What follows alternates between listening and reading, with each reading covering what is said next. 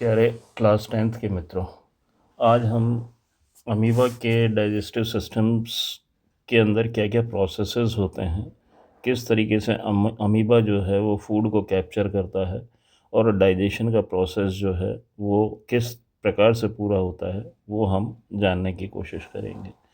तो आज का हमारा टॉपिक हो गया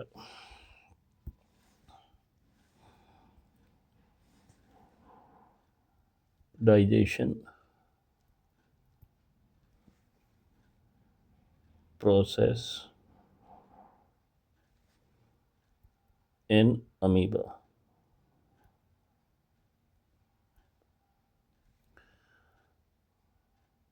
सबसे पहले हम अमीबा के बारे में जान लेते हैं कि अमीबा क्या है। एक सिंगल सेल्ड ऑर्गेनिज्म है, सिंगल सेल्ड ऑर्गेनिज्म है, यानी ये यूनिसेलुलर है। दूसरी चीज़, ये माइक्रोस्कोपिक है। तीसरी चीज़, it lives in fresh water. Fresh water कौन सा होता है? जो कि फ्लोइंग वाटर होता है, वहाँ पर ये अमीबा जो है वो रहता है। अब इसके स्ट्रक्चर की बात करें तो it is not having any fixed structure. किसी भी प्रकार का कोई फिक्स स्ट्रक्चर इसका नहीं है। अगर हम इसके डायग्राम को ड्रॉ करें तो ये जो है वो क्या है? Cell membrane.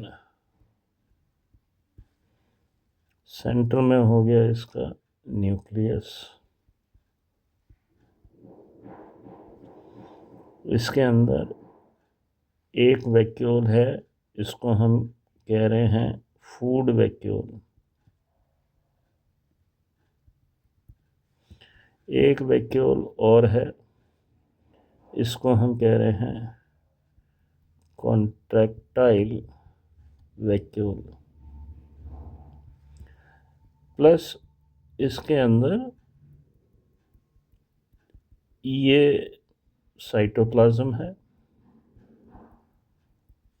ये हो गया साइटोप्लाज्म।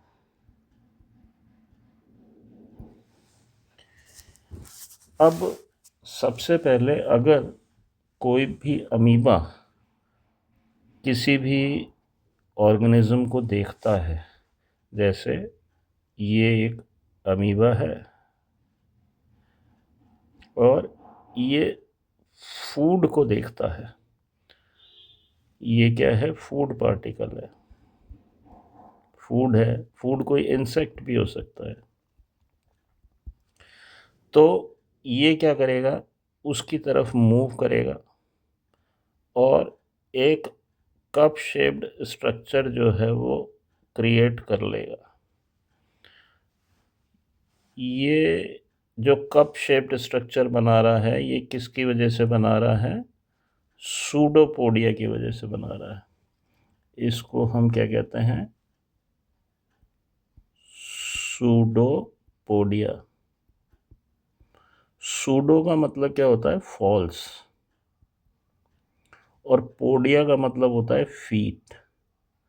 तो ये फॉल्स फीट है और ये यहाँ पर अगर आप देखेंगे तो एक कप शेप्ड स्ट्रक्चर जो है वो ये उस फूड पार्टिकल के पास में जाके बना लेगा। तो ये कप शेप्ड स्ट्रक्चर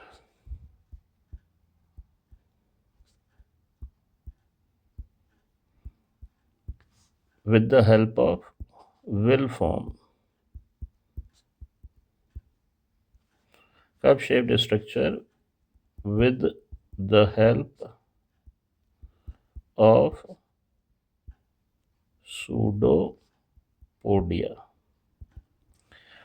अब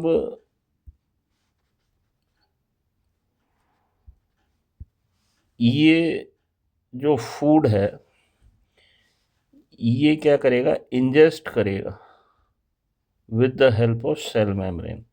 तो अब क्या कर रहा है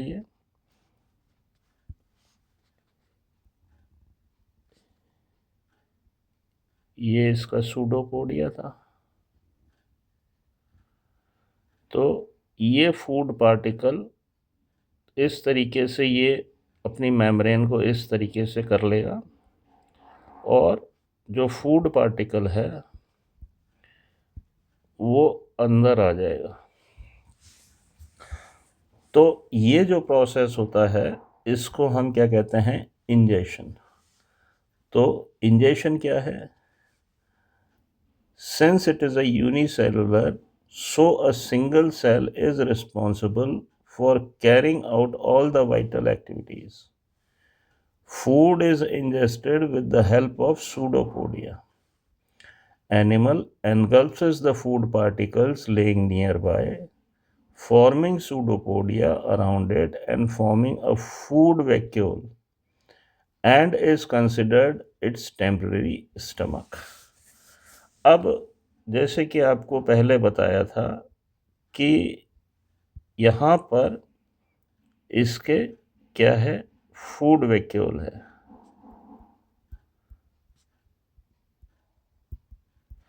तो अब क्या हो रहा है कि ये सूडोपोडिया था और ये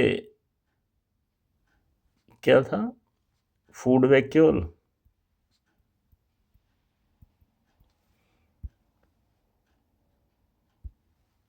तो ये जो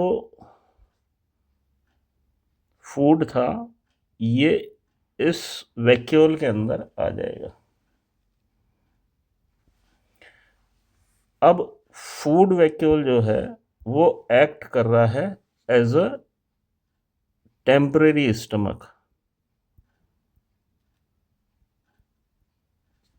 टेम्परेरी स्टमक। अब यहां पर अभी आपको बताया था क्या है,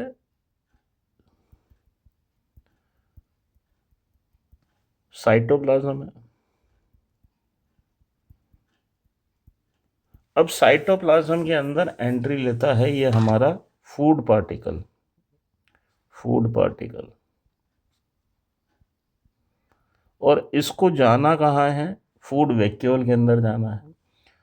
तो यहां पर स्ट्रीमिंग मूवमेंट करेगा साइटोप्लाज्म। क्या करेगा,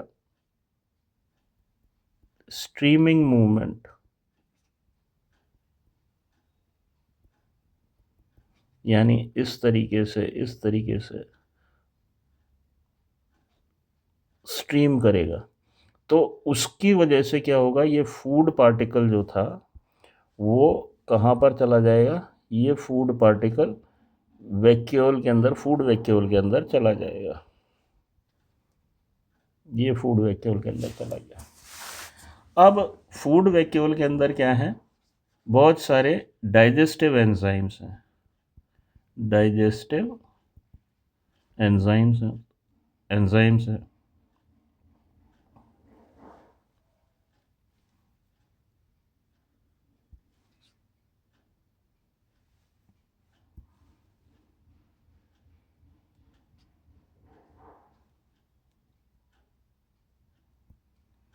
ये क्या करेंगे, फूड का लाइसिस करेंगे। आपको पहले भी बताया था लाइसिस का मतलब क्या होता है, ब्रेक डाउन। फूड का ब्रेक डाउन करेंगे और लाइसिस होने के बाद ये किस में कन्वर्ट हो जाएगा, स्मॉलर एंड सोल्यूबल फॉर्म के अंदर कन्वर्ट हो जाएगा। अब जैसे कि डाइजेशन के अंदर क्या हो रहा है, the enzymes from surrounding cytoplasm enter the food vacuole and break the food into smaller and soluble form. तो सारे जो एंजाइम्स हैं वो फूड वैक्यूल के अंदर हैं और अगर इनकी किसी और की भी ज़रूरत पड़ती है तो वो साइटोप्लाज्म से फूड वैक्यूल के अंदर आ जाएंगे और उसका ब्रेक डाउन कर देंगे फूड का। अब तीसरी चीज़ क्या होती है एब्जॉर्प्शन की ज़रूरत होती है। तीसरी चीज़ क्या हो गई, ज़रूरत एब्जॉर्प्शन की हो गई। यानी ये जो भी इसके अंदर फूड कंटेंट था, ये धीरे धीरे सिंपल डिफ्यूजन से, ये फूड वेक्यूल था, इसके अंदर जो फूड के पार्टिकल्स थे छोटे छोटे कणों के अंदर टूट गए स्मॉलर पार्टिकल्स के अंदर, यानी ये सिंपलर फूड हो गया। तो ये जो स्ट्रीमिंग मूवमेंट्स है यहाँ से पूरे सेल के अंदर चले जाएंगे। तो इस तरीके से साइटोप्लाज्म की मदद से पूरे अमीबा के अंदर ये फूड जो है वो एब्जॉर्ब कर लिया जाएगा। तो एब्जॉर्प्शन के अंदर क्या हो रहा है, the digested food is now absorbed bye cytoplasm bye simple diffusion and food vacuoles disappear. तो डाइजेशन हो गया, फूड वैक्यूल का काम हो गया और फिर वो डिसअपीयर हो जाता है। फोर्थ चीज होती है वो क्या है, एसिमिलेशन। यानी अब जो फूड पार्टिकल्स अलग अलग जगह पर पहुंच गया है वो एब्जॉर्ब किया जाएगा अमीबा के द्वारा, जिससे कि एनर्जी उसको मिले और वो रेस्पिरेशन कर सके या अपना ग्रोथ या रिप्रोडक्शन में मदद कर सके। तो चौथा पार्ट क्या हो गया, एसिमिलेशन। एसिमिलेशन में एनर्जी मिलेगी फॉर रेस्पिरेशन, ग्रोथ, रिप्रोडक्शन। किसकी मदद से मिलेगी, एब्जॉर्ब्ड फूड की मदद से, with the help of absorbed food. अब फिफ्थ चीज क्या हो गई, फिफ्थ चीज हो गई इजेशन।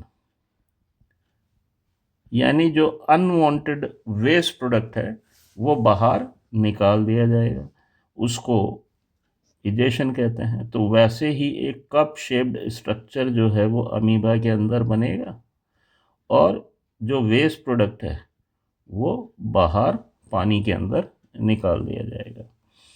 तो एसिमिलेशन क्या हो गया, the food absorbed in the amoeba is used to obtain energy from respiration for its growth and reproduction. Egestion क्या हो गया, undigested food is thrown out of the cell. उम्मीद करता हूँ आपको steps involve in digestion of amoeba आपको अच्छे से समझ में आ गए होंगे। Please do like and share my channel. Thank you.